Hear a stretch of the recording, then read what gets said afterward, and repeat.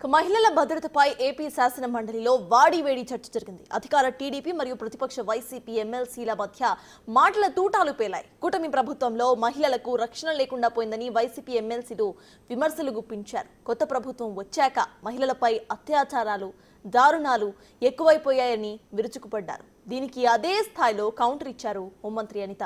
గత వైసీపీ తప్పిదాల వల్లే ఇంకా ఇలాంటి ఘటనలు జరుగుతున్నాయని తెలిపారు ఆవిడ. అధికారంలోకి వచ్చాక మహిళల రక్షణ కోసం ప్రత్యేక కోర్టులు సైతం ఏర్పాటు చేస్తున్నామని అన్నారు. జగన్ తల్లికి చెల్లికి కూడా న్యాయం జరిగేలా తమ ప్రభుత్వం పనిచేస్తోందని కౌంటర్ ఇచ్చారు అనిత.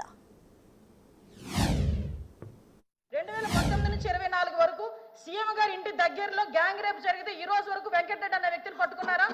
అదేవిధంగా విజయవాడ నడిబొడ్డులో ఒక దళిత వికలాంగురాల్ని హాస్పిటల్లో రూమ్ లో పెట్టి 3 రోజులు సామూహిక అత్యాచారం జరిగితే అదే విషయం కూడా చంద్రబాబు నాయుడు గారు వెళ్తే చంద్రబాబు నాయుడు గారి మీద కేసు పెట్టిన సంగతి మర్చిపోయారా? అధ్యక్ష చెప్పాలి అధ్యక్ష, దయచేసి నాకు అవకాశం ఇవ్వండి. ఇలాంటి సంగతులు మేము చెప్పాలంటే కొన్ని కోళ్ళు చెప్తాం. ఇలాంటి సంఘటనలు అది కాదు ఈ రోజు జరగాల్సిన సంగతి గురించి. అదేవిధంగా మీరు ఇంతకు ముందు చెప్పారు అధ్యక్ష, పోలీసుల వైఫల్యం అని చెప్పి మాలో చాలా క్లియర్ గా చెప్తున్నారు అధ్యక్ష. వాళ్ళు ఈ రోజు పోలీసుల వైఫల్యం ఇప్పుడు కాదు అధ్యక్ష. పోలీసుల వైఫల్యం 5 నెలల కాలంలో వాళ్ళ దగ్గర వసతులు లేకపోయినా, వెహికల్స్ లేకపోయినా, వాళ్ళకి ఫోరెన్సిక్ ల్యాబొరేటరీ అనేది వాళ్ళ దగ్గర లేకపోయినా, అదేవిధంగా వాళ్ళకి కనీసం ఫింగర్ ప్రింట్ ఐడెంటిఫికేషన్ డివైజెస్ లేకపోయినా ఈ 5 నెలల్లో వితిన్ 24 గంటల నుంచి 48 గంటల్లో నేరస్తులు పట్టుకుని రిమాండ్కి పంపించిన ఘనత మా పోలీసు వ్యవస్థ అధ్యక్ష. 5 సంవత్సరాలు పోలీసులు ఎట్టున్నారు అధ్యక్ష? తెలుగుదేశం పార్టీ ఇళ్ల దగ్గర పరదాలు కట్టడానికి, చెట్టు నరకడానికి, ఇంట్లో రోడ్డు మీదకి వచ్చేసరికి కాపులాలు కాయడానికి తప్పించి ఏ రోజైనా కనీసం ఒక ఆడపిల్లని రక్షించే విషయంలో అధ్యక్ష పోలీస్ డిపార్ట్మెంట్ లో వచ్చిన మా సభ్యులకి కానీ మీ చైర్కి కానీ అడుగుతున్నాను అదే సార్, అసలు దిశా చట్టం అనేది ఉందా? దిశా చట్టం చట్టబద్ధత జరిగిందా?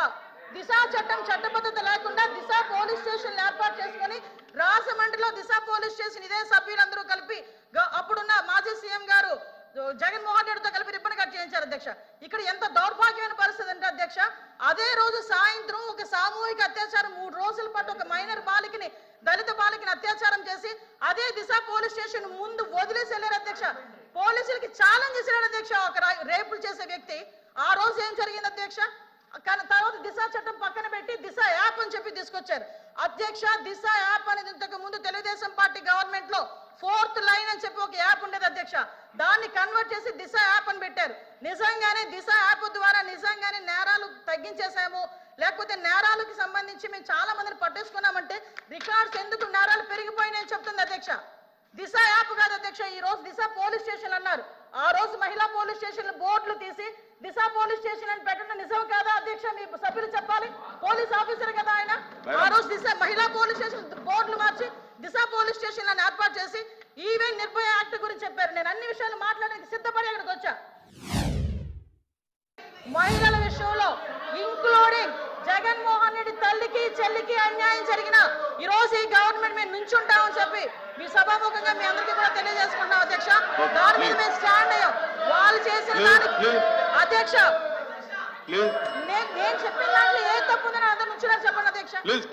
అదేంటి అధ్యక్ష, అందరూ నుంచున్నారు కదా, నేను చెప్పిన దాంట్లో ఏం తప్పు ఉందో అడగమనండి. కాబట్టి అధ్యక్ష మీ విషయంలో ఫెయిల్ అయింది సార్, మీ విషయంలో ఫెయిల్ అయింది, ఆయన విషయంలో ఫెయిల్ అయింది, కోట శ్రీనివాస్ గారి విషయంలో ఫెయిల్ అయిందని మనం మాట్లాడుకోవాలి. లేకపోతే అనంతబాబు కూర్చుంటాడా? డోర్ డెలివరీ చేసిన వచ్చి కూడా ఇక్కడ కూర్చొని మాట్లాడుతున్నారు. డోర్ డెలివరీ చేసిన వచ్చి కూడా మంత్రి గారు